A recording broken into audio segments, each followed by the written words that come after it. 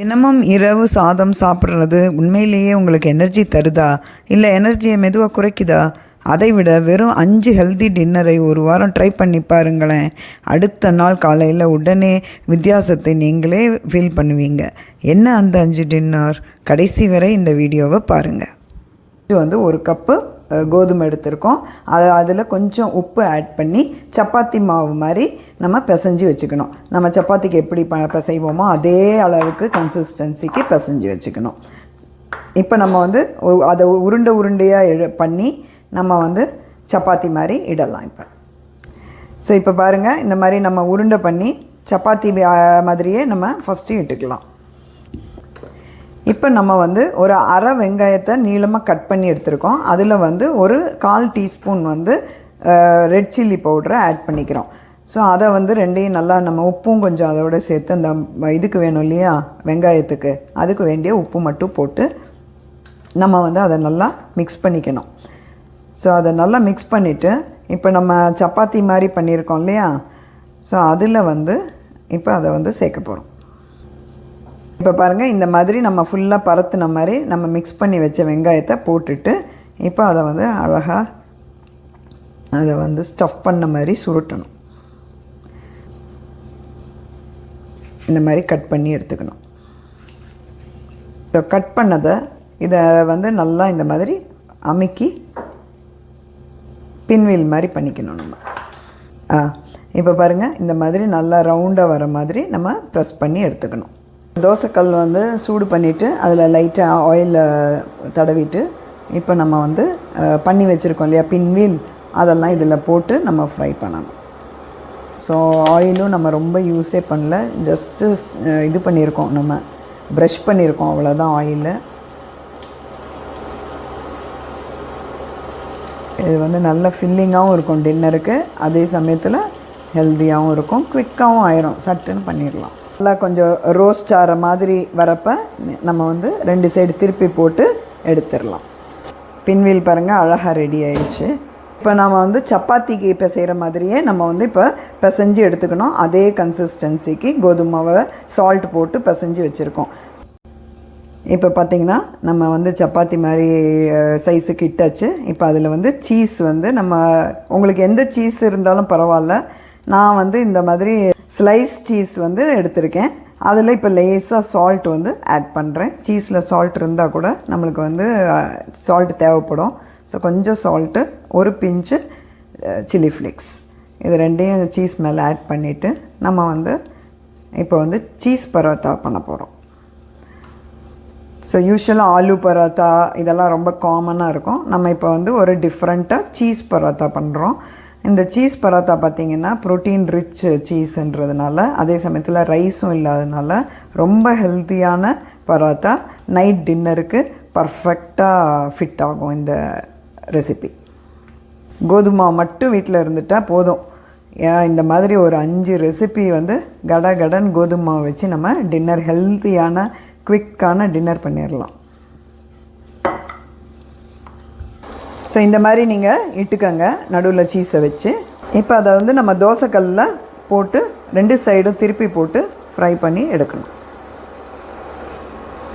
So ஒரு side fry ஆனோன்னு இன்னொரு side லேசாக எண்ணெய் ப்ரஷ் பண்ணிவிட்டு நம்ம ப்ரௌன் ஆனோன்னு நம்ம எடுத்துட வேண்டியதுதான். சூப்பரான ஹெல்த்தியான சீஸ் பரோட்டா ரெடி. இப்போ இந்த ரெசிபிக்கும் 1 கப்பு கோதுமை மாவு, கொஞ்சம் சால்ட் போட்டு சப்பாத்தி பண்ணுற மாதிரியே நம்ம பிசைஞ்சு எடுத்துட்டோம். ஸோ இப்போ நம்ம இட்ட மாவை வச்சு நம்ம இப்போ ஒரு சப்பாத்தி ரெடி பண்ணிட்டோம். ஸோ 2 சைடும் நல்லா ஃப்ரை ஆகிற அளவுக்கு நம்ம தோசை கல்லில் போட்டு நம்ம எடுத்துக்கணும். இப்போ நெக்ஸ்ட்டு ஒரு கடாயில் 1 டேபிள் ஸ்பூன் ஆயில் போட்டிருக்கோம்.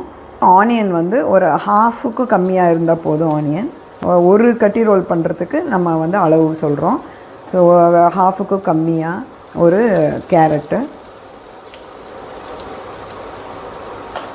இந்த மாதிரி ஒரே மாதிரி எல்லாத்தையும் கட் பண்ணிக்கோங்க. நீளமாக கட் பண்ணால் எல்லாமே நீளமாக கட் பண்ணிக்கணும். நெக்ஸ்ட்டு ஒரு ஹாஃப் கேப்சிகம், அதுவும் நீளமாக கட் பண்ணி எடுத்துக்கோங்க. இது டொமேட்டோ, அரை டொமேட்டோ, இது எல்லாத்தையும் கொஞ்சம் ஸ்லைட்டாக வதக்கினா போதும். ரொம்ப குழன்னு ஆகிற அளவுக்கு வதக்க வேண்டாம். இப்போ வந்து ஒரு 1/4 டீஸ்பூன் வந்து ரெட் சில்லி பவுடர், ஒரு 1/4 டீஸ்பூனுக்கும் கம்மியாக சால்ட்டு, ஒரு 1/2 டீஸ்பூன் சாட் மசாலா இதில் ஆட் பண்ணிக்கலாம். இங்கே வச்சதை நம்ம கட் பண்ணி அதே மாதிரி நீளமாக கட் பண்ணி இதோட ஆட் பண்ணிக்கலாம். வந்து பன்னீர் ஆட் பண்ணிக்கலாம். அந்த பன்னீரும் நம்ம வந்து அதே மாதிரி நீளமாக கட் பண்ணி நம்ம ஆட் பண்ணிக்கலாம். நல்லா எல்லாமே கொஞ்சம் ஓரளவு ஃப்ரை ஆகிடுச்சு. அவ்வளோ ஃப்ரை ஆனால் போதும். இப்போ அதில் ஒரு டீஸ்பூன் வந்து நம்ம வந்து தயிர் ஆட் பண்ணுறோம். ஸோ கர்ட் ஆட் பண்ணிவிட்டு எல்லாத்தையும் நல்லா மிக்ஸ் பண்ணணும். இப்போ நம்ம ரெடி பண்ணி சப்பாத்தி வச்சுருக்கோம் இல்லையா, அதில் வந்து செஜ்வன் சாஸ் ஆட் பண்ணலாம். டொமேட்டோ கெச்சப் வச்சுருந்திங்கன்னா அது கூட ஆட் பண்ணலாம். செஜ்வன் சாஸ் ஆட் பண்ணிங்கன்னா டேஸ்ட்டு நல்லா கூட அழகாக கொடுக்கும். அப்படியே ஹோட்டலில் வாங்குகிற கட்டி ரோல் மாதிரியே இருக்கும் டேஸ்ட்டும், ஹெல்த்தியும் கூட. ஸோ இது வந்து செஜ்வன் சாஸ் வந்து நாங்கள் ஆட் பண்ணுறோம். ஃப்ரை பண்ணி வச்சுருக்கோம் இல்லையா வெஜிடபிள்ஸு, அதை வந்து இதில் நம்ம ஆட் பண்ணிக்கலாம். இப்போ நம்ம வெஜிடபிள்ஸ் ஆட் பண்ணிவிட்டு இப்போ இதை வந்து நம்ம வந்து ஃபோல்டு பண்ணணும். மாதிரி ஒரு ஸ்கொயர் ஷேப்பில் பட்டர் பேப்பர் எடுத்துக்கணுங்க. ஃபோல்டு பண்ணி வச்சுருக்கோம் இல்லையா, அதை வந்து நம்ம வந்து இப்போ அதில் வச்சு எப்படி ஹோட்டல்லலாம் நம்மளுக்கு கிடைக்கும் கட்டி ரோல் அந்த மாதிரியே நம்ம ரெடி பண்ணிடலாம். ஸோ தட் பசங்கள்லாமும் நல்லா விரும்பி சாப்பிடுவாங்க. ஹெல்த்தியான கட்டி ரோல் ரெடி. ஸோ இப்போ நெக்ஸ்ட்டு நம்ம ஹெல்த்தியான ரெசிபி அதே மாதிரியே நம்ம வந்து சப்பாத்திக்கு எப்படி பிசைவோம் அதே மாதிரியே நம்ம பிசையணும் கோதுமை மாவு வச்சு. இது வந்து மைதா யூஸ் பண்ணல, ஒன்லி கோதுமை தான் யூஸ் பண்ணுறோம். ஸோ அதனால் ரொம்ப ஹெல்த்தி, இது ஈஸியாகவும் பண்ணிடலாம். ஸோ இந்த மாதிரி சின்ன சின்ன உருண்டியாக நம்ம எடுத்துக்கணும். எடுத்துகிட்டு இந்த மாதிரி கட்டை இருந்ததுன்னா ஓகே, இல்லைனாலும் நீங்கள் ஃபோர்க்கை திருப்பி போட்டு இந்த மாதிரி பண்ணிடலாம். ஸோ இந்த மாதிரி நீங்கள் ஷேப்பில் பண்ணி எடுத்து வச்சுக்கிட்டிங்கன்னா அதுக்கு அடுத்தது நம்ம பண்ணுற இந்த ஹெல்த்தியான ரெசிபிக்கு ஈஸியாக இருக்கும். ஃபோர்க்லேயும் பண்ணி காமிக்கிறேன் பாருங்கள். இங்கே பாருங்கள், அழகாக சங்கு மாதிரி வந்துருச்சு இல்லையா. ஸோ இப்போ நம்ம இதை வந்து வேக வைக்கணும். இப்போ நம்ம தண்ணி நல்லா கொதிக்க ஆரம்பிச்சிருச்சு. அந்த கொதிக்கிற தண்ணியில் நம்ம இப்போ பண்ணி வச்சுருக்கோம் இல்லையா. ஸோ இதெல்லாம் ஃபோர்க்கில் பண்ணாலும் சரி, கட்டை உங்கள்கிட்ட இருந்துச்சுன்னா பண்ணாலும் சரி, இந்த மாதிரி கொதிக்கிற தண்ணியில் போட்டுட்டு நம்ம வந்து ஒரு 10 நிமிஷம் நல்லா கொதிக்க விடணும், வேகணும் அது. இங்கே பாருங்கள், இந்த மாதிரி நல்லா கொதிக்கணும். ஒரு 8 நிமிஷத்துலேருந்து 10 நிமிஷம் வரைக்கும். ஏன்னா அந்த நம்ம போட்டிருக்கிற அந்த சங்கு மாதிரி பண்ணி போட்டிருக்கோம் இல்லையா கோதுமை வச்சு, அதெல்லாம் நல்லா வேகணும். ஸோ அது வெந்துருச்சு அப்படின்னா அதெல்லாம் மேலே மிதந்துட்டு வந்துடும். ஸோ அந்த சமயத்தில் நம்ம ஆஃப் பண்ணிவிட்டு நம்ம வந்து வடிகட்டி எடுத்துக்கலாம். ஒரு டீஸ்பூன் வந்து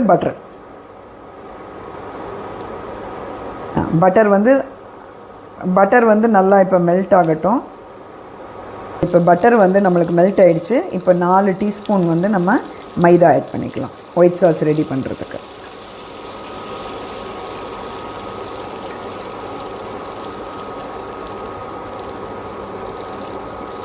மைதா ரொம்பலாம் வதக்க வேண்டாம், ஏன்னா ஒயிட் கலரில் இருக்கணும். ஸோ ரொம்ப வந்து பட்டரில் ஃப்ரை பண்ண தேவையில்லை.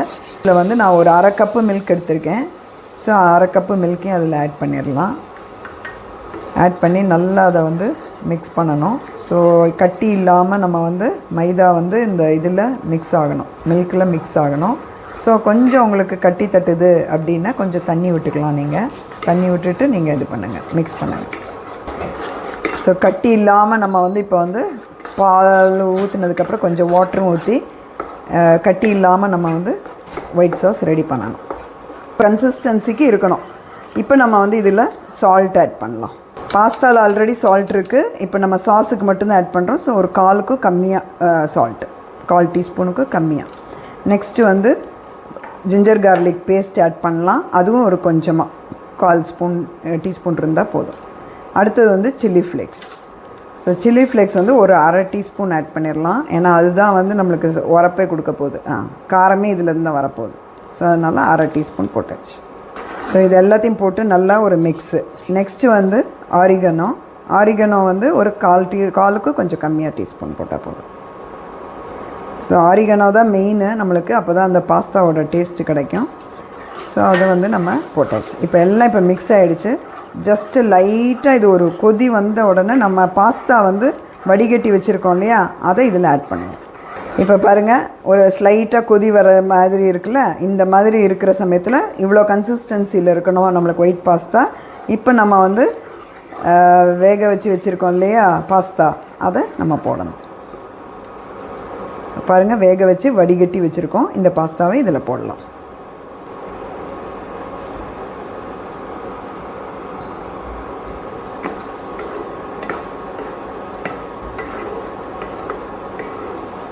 பாருங்கள், எவ்வளோ அழகாக சூப்பராக ஹெல்த்தியான பாஸ்தா குவிக்காக ரெடி ஆகிடுச்சு. ரொம்ப ஈஸி.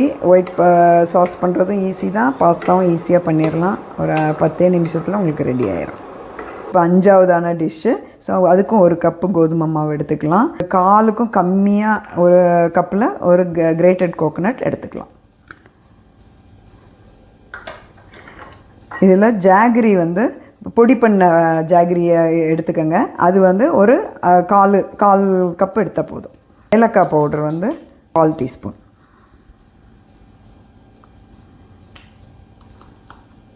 இதை வந்து நம்ம கரைச்சிக்கணும். ஸோ இதுக்கு கொஞ்சம் வாட்டர் ஆட் பண்ணி கரைங்க. ரொம்ப தண்ணியாக கரைச்சிடக்கூடாது. நம்ம வந்து ஒரு தோசை மாவு பதத்துக்கு நம்ம கரைச்சிக்கணும் இதை. ஸோ துளி எண்ணெய் விட்டுருக்கோம் எல்லா குழியிலையும் விட்டுட்டு, இப்போ மாவு வந்து நம்ம கரைச்சி வச்சுருக்கோம் இல்லையா, அந்த மாவு வந்து எல்லாத்துலேயும் ஊற்றி நம்ம எப்படி பணியாரம் பண்ணுவோம் அதே மாதிரியில் நம்ம பண்ணி எடுக்க வேண்டியதுதான். ஸோ 5 ஹெல்த்தியான குவிக்கான ரெசிபி, டின்னர் ரெசிபி பண்ணியிருக்கோம். ஸோ இதே மாதிரி யுனிக்கான ஹெல்த்தியான டிஷ்ஷஸ் எல்லாம் எங்களோட சேனலில் வந்துகிட்டே இருக்குது. ஸோ எங்கள் சேனலை வந்து லைக் பண்ணுங்கள், ஃபாலோ பண்ணுங்கள். கண்டிப்பாக இது வந்து ஒர்க்கிங் பீப்புளுக்கெலாம் ரொம்ப யூஸ்ஃபுல்லாக இருக்கும். ஏன்னா உங்களுக்கு சீக்கிரமாக பண்ணிடலாம். அதே சமயத்தில் ஒரு 5 டேஸுக்கு உங்களுக்கு வந்து ஈவினிங் டின்னருக்கு வந்து இது வந்து ரொம்ப யூஸ்ஃபுல்லாக இருக்கும். உங்களுக்கு ஆஃபீஸ் போயிட்டு வந்த உடனே குவிக்காக பண்ணிடலாம். ஹெல்த்தியாகவும் இருக்கும், ஹோம்மேடாகவும் இருக்கும். ஸோ இதை வந்து நீங்கள் கண்டிப்பாக ட்ரை பண்ணி பார்த்துட்டு எங்களுக்கு கமெண்ட் பண்ணுங்கள். எங்கள் சேனலில் வந்து நீங்கள் வந்து கமெண்ட் பண்ணலாம். அதே சமயத்தில் எங்களுக்கு இன்ஸ்டாகிராம் பேஜும் இருக்குது. ஸோ எங்கள் இன்ஸ்டாகிராம் பேஜ்லையும் நீங்கள் கமெண்ட் பண்ணிங்கன்னா நிச்சயமாக நாங்கள் அதை வந்து ரிப்ளை பண்ணுவோம். அதே சமயத்தில் உங்களுக்கு வேறு ஏதாவது நியூ ரெசிபீஸ் வேணும்னாலும் எங்கள் இன்ஸ்டாகிராம் பேஜில் நீங்கள் கமெண்ட் பண்ணுங்கள். நாங்கள் அதை உங்களுக்கு பண்ணி காமிக்கிறோம். ஸோ எங்கள் எக்ஸ்பீரியன்ஸில் எங்களுக்கு தெரிஞ்ச அளவுக்கு நாங்கள் உங்களுக்கு அதை பண்ணி காமிப்போம். எங்களோட இன்ஸ்டாகிராம் பேஜோட லிங்க் வந்து நான் டிஸ்கிரிப்ஷன் பாக்ஸில் உங்களுக்கு தரேன். ஸோ நீங்கள் அதை கிளிக் பண்ணி எங்களுக்கு கமெண்ட் பண்ணலாம். ஸோ எங்கள் சேனலில் சப்ஸ்கிரைப் பண்ணிவிட்டு பாருங்கள். நல்ல யூஸ்ஃபுல்லான ரெசிபீஸ் எல்லாம் உங்களுக்கு கிடைக்கும். அதே சமயத்தில் பெல் நோட்டிஃபிகேஷன் பட்டனை கிளிக் பண்ணிங்கன்னா உங்களுக்கு வந்து நோட்டிஃபிகேஷன்லேயே எங்களோட ரெசிபீஸ் எல்லாம் வந்துடும். ஈஸியாக இருக்கும் உங்களுக்கு பார்க்குறதுக்கு. அதே சமயத்தில் இப்போ ஹைப் பட்டன்லாம் வருது. ஸோ ஹைப் பட்டனை நீங்கள் ப்ரெஸ் பண்ணிங்கன்னா உங்களை மாதிரியே நிறைய பேருக்கு எங்களோட ரெசிபீஸ் எல்லாம் போய் சேரும். ஸோ அது மட்டும் இல்லை, அது எங்களுக்கும் ரொம்ப யூஸ்ஃபுல்லாக இருக்கும் நீங்கள் ஹைப் பட்டனை ப்ரெஸ் பண்ணிங்கன்னா. ஸோ எல்லாருக்கும் இது வந்து ரொம்ப யூஸ்ஃபுல்லாக இருக்கும்னு நினைக்கிறேன். இந்த மாதிரி ஒரு வீக் டேயில் ஒரு 5 ரெசிபீஸை நாங்கள் சேர்த்து போட்டிருக்கோம். அதுவும் ஹெல்த்தியான ரெசிபி, டின்னருக்கு வந்து குயிக்காக பண்ணுற மாதிரி ரெசிபி. நீங்கள் வந்து ட்ரை பண்ணி பார்த்துட்டு கண்டிப்பாக கமெண்ட் பண்ணுங்கள் எங்களோட சேனலில்.